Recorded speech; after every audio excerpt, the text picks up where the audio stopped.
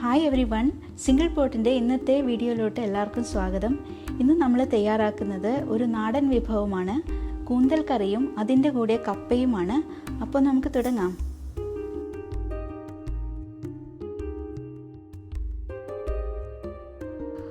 കപ്പയ്ക്ക് കോമ്പിനേഷനായിട്ട് ഒന്നില്ലെങ്കിൽ മീൻ കറി അല്ലെങ്കിൽ ബീഫൊക്കെ ആണല്ലോ അല്ലേ ഉണ്ടാക്കുക. ഇന്ന് ഞാൻ അതിൽ നിന്നെല്ലാം വ്യത്യസ്തമായിട്ട് ഒരു കൂന്തൽ കറിയാണ് ഉണ്ടാക്കിയത്. അപ്പോൾ ഇത് ഉണ്ടാക്കിയിട്ട് എല്ലാവരും എൻ്റെ അടുത്ത് പറയണം കേട്ടോ, എങ്ങനെ ഉണ്ടായിരുന്നു എന്ന്. തീർച്ചയായും എല്ലാവർക്കും ഇഷ്ടപ്പെടും. 1/2 കിലോൻ്റെ കൂന്തലാണ് നമ്മൾ ആദ്യം തയ്യാറാക്കുന്നത്. അതിനായിട്ട് ആദ്യം നമുക്കൊരു പേസ്റ്റ് തയ്യാറാക്കാം. ഞാനൊരു സവാള, ഒരു കഷ്ണം ഇഞ്ചി, ഒരു 1/2 തക്കാളിയാണ് എടുത്തിരിക്കുന്നത്. വലിയ തക്കാളി ആയതുകൊണ്ടാണ് ഹാഫ് എടുത്തത്. അല്ലെങ്കിൽ ചെറുതാണെങ്കിൽ ഒരെണ്ണം എടുക്കാം കേട്ടോ, കുഴപ്പമില്ല. അതൊന്ന് പേസ്റ്റ് രൂപത്തിലാക്കി ആദ്യം നമുക്ക് വയ്ക്കാം. ഇനി ചെറിയ ഉള്ളി ചെറുതായിട്ട് ഇതുപോലെ അരിഞ്ഞ് വയ്ക്കാം. ഇനി നമുക്ക് തേങ്ങാപ്പാൽ വേണം. അതിനായിട്ട് ഞാൻ ചൂടുവെള്ളമാണ് ഒഴിച്ചു കൊടുക്കുന്നത്. മിക്സിയിൽ 1 കപ്പ് തേങ്ങയ്ക്ക് 1 കപ്പ് വെള്ളം ഒഴിച്ചിട്ട് നല്ല കട്ടിപ്പാൽ ഞാനങ്ങനെ തയ്യാറാക്കി. ചൂടുവെള്ളം ഒഴിച്ചടിച്ചാൽ ഇതുപോലെ നല്ല കട്ടിയുള്ള പാൽ നമുക്ക് തയ്യാറാക്കിയെടുക്കാം. ഇനി മൺചട്ടിയിലാണ് ഞാനിത് തയ്യാറാക്കുന്നത്. അതിനായിട്ട് നമ്മളിപ്പോൾ അരിഞ്ഞു വെച്ച ഉള്ളിയാണ് ഇപ്പോൾ ഇട്ട് കൊടുത്തത്. അതൊന്ന് ലൈറ്റ് ബ്രൗൺ ആയി വരുമ്പോഴേക്കും നമുക്ക് കുറച്ച് കറിവേപ്പില, വറ്റൽമുളക് എന്നിവ ഇട്ട് കൊടുക്കാം. ലോ ഫ്ലെയിമിൽ വയ്ക്കാൻ ശ്രദ്ധിക്കുക കേട്ടോ ഈ സമയത്ത്. ഇനി നമുക്ക് ഇത് ഒരു പാത്രത്തിലോട്ട് മാറ്റാം. അത് നമുക്ക് പിന്നീട് ഇത് കറിയിൽ ചേർക്കാനുള്ളതാണ്. അതിനുശേഷം ഇഞ്ചി അരിഞ്ഞത് 1 ടീസ്പൂണാണ് ഞാനിപ്പോൾ ഇട്ട് കൊടുത്തത്. ഒരു 4 പച്ചമുളക് ഇടുന്നുണ്ട്. അതൊന്ന് മരിഞ്ഞ് വരുമ്പോഴേക്കും നമുക്ക് നമ്മൾ പേസ്റ്റ് രൂപത്തിലാക്കി വെച്ചിരിക്കുന്ന തക്കാളിയും സവാളയും ഇഞ്ചിയും കൂടിയുള്ള കോമ്പിനേഷനാണ് ഇപ്പോൾ ഇട്ട് കൊടുത്തത്. ഈ തക്കാളിക്ക് ഒരു പച്ചച്ചുവയുണ്ട്, ഒരു പുളിപ്പ് ഉള്ളതുകൊണ്ട് ഞാനത് കുറച്ച് നേരം മൂടി വെച്ചിട്ടൊന്ന് വേവിക്കുന്നുണ്ട്. ഒരു 5 മിനിറ്റ് നമുക്ക് വെയിറ്റ് ചെയ്യാം. അപ്പോൾ നമുക്കിപ്പോൾ തുറക്കുമ്പോൾ കാണാം അതൊന്നും എണ്ണ തിരിഞ്ഞ് വന്നിട്ടുണ്ട്. ഈ സമയത്ത് നമുക്ക് ഉടമ്പുളി ഇട്ട് കൊടുക്കാം. മീനിൻ്റെ പുളിയാണത്.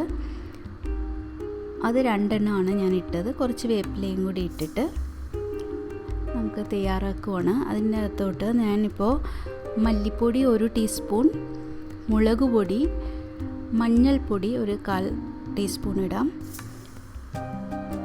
എന്നിവ ഒന്ന് വഴറ്റിയെടുക്കാം. ഇപ്പോൾ ലോ ഫ്ലെയിമിൽ ഇട്ടിട്ട് വേണം ഇതെല്ലാം പൊടികളെല്ലാം ഇടേണ്ടത് കേട്ടോ, അല്ലെങ്കിൽ പെട്ടെന്ന് അത് കരിഞ്ഞു പോകും. പ്രത്യേകിച്ച് മൺചട്ടി ആയതുകൊണ്ട് ചൂട് പിടിച്ചാൽ പെട്ടെന്ന് കരിയാൻ സാധ്യതയുണ്ട്. അതൊന്ന് ശ്രദ്ധിച്ചാൽ നല്ലതായിരിക്കും. ഇനി ഒരു 1/4 കപ്പ് വെള്ളം ഒഴിച്ചു കൊടുക്കുന്നുണ്ട്. ആ കൂന്തൽ വേവാനുള്ള വെള്ളം മാത്രമാണ് നമുക്ക് ആവശ്യത്തിന് ഉപ്പ് കൂടി ചേർക്കാം. ഇനി കൂന്തൽ ഈ മസാലയിൽ കിടന്നിട്ട് ഒന്ന് വേവണം. ഇത് 2 രീതിയിൽ നമുക്ക് തയ്യാറാക്കാം കേട്ടോ. വേണമെങ്കിൽ കൂന്തൽ നമുക്ക് വേവിച്ച് എടുത്തിട്ട് ഇതിൽ ചേർത്ത് കൊടുക്കാം. ഒരു കുക്കറിൽ 1 വിസിൽ കേൾപ്പിച്ചാൽ മതി. കുറച്ച് ഉപ്പും മഞ്ഞളും ഇട്ടിട്ട് വേവിച്ചിടാം. അല്ലെങ്കിൽ നമുക്ക് നേരിട്ട് ഇതുപോലെ തന്നെ ഇതിലോട്ട് ഇട്ട് കൊടുക്കാം. ഇങ്ങനെ ചെയ്യുമ്പോൾ കുറച്ച് കുക്കിംഗ് ടൈം കൂടുതൽ എടുക്കും. ഒരു 15 മുതൽ 20 മിനിറ്റ് വരെ ഇത് വേവണം. എന്ന് വെച്ചാൽ മീൻ പോലെയല്ല, കൂന്തലിന് വേവുണ്ട്. അപ്പോൾ അതുകൊണ്ട് ഞാനത് മൂടി വെച്ചിട്ട് ഒരു 20 മിനിറ്റ്സോളം ഇത് വേവിച്ചു. എന്നിട്ട് തുറന്ന് നോക്കുകയാണ്. ഇപ്പോൾ നല്ലോണം വെന്ത് വന്നിട്ടുണ്ട് നമ്മുടെ കൂന്തൽ. ഇനി നമുക്ക് കട്ടിയായി പിഴിഞ്ഞ് വെച്ചിരിക്കുന്ന തേങ്ങാപ്പാൽ ഒഴിച്ചു കൊടുക്കാം, 1 കപ്പ്. ഇനി നമുക്ക് ചേർക്കേണ്ടത് നമ്മളെ ഉള്ളി അരിഞ്ഞതാണ്. റോസ്റ്റ് ചെയ്ത് വെച്ചിട്ടുണ്ടായിരുന്നല്ലോ നേരത്തെ, അതുകൂടി ഇട്ട് കൊടുക്കുക. ഈ ഉള്ളി മൊരിയിപ്പിച്ചത് ഇതിലിട്ടിട്ട് ഒന്ന് തിളയ്ക്കുമ്പോൾ ഒരു പ്രത്യേക മണമാണ് കേട്ടോ നമുക്ക് കിട്ടുക. വളരെ ടേസ്റ്റി ആയിട്ടുള്ള കൂന്തൽ കറി അങ്ങനെ തയ്യാറായി കഴിഞ്ഞു. ഇനി നമുക്ക് ഇത് പുളി പിടിക്കാൻ മാറ്റി വയ്ക്കാം. അതിനുശേഷം ഞാൻ കപ്പയാണ് വേവിക്കുന്നത്. കപ്പ ഇതുപോലെ ചെറിയ കഷ്ണങ്ങളാക്കി വെള്ളത്തിലിട്ട് വെച്ചിട്ടുണ്ടായിരുന്നു. അത് ഞാൻ കുക്കറിലിട്ട് കുറച്ച് ഉപ്പ് ചേർത്തിട്ട് 1 വിസിലാണ് കൊടുക്കുന്നത്.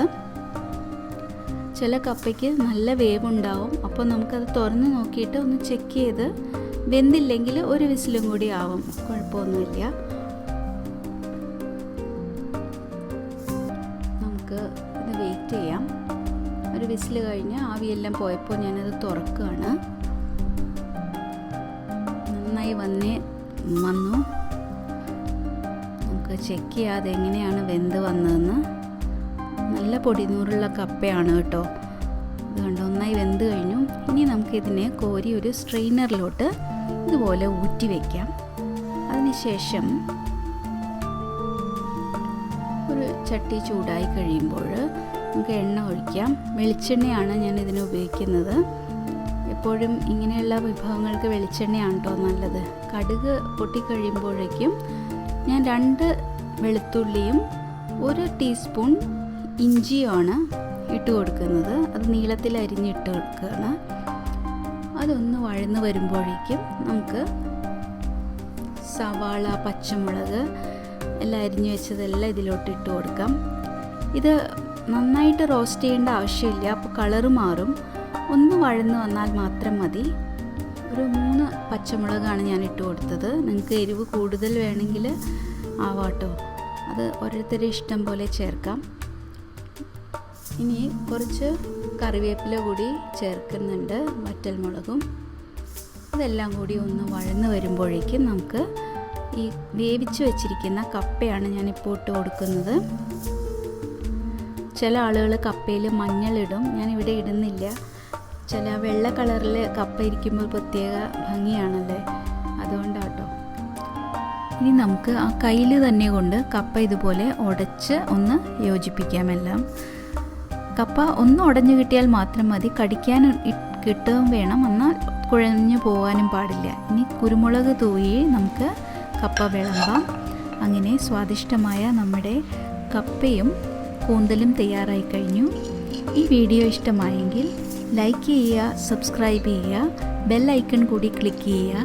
ഇനിയും രുചികരമായ വിഭവങ്ങളുമായിട്ട് അടുത്ത വീഡിയോയിൽ കാണാം. Stay safe, stay healthy. Thank you.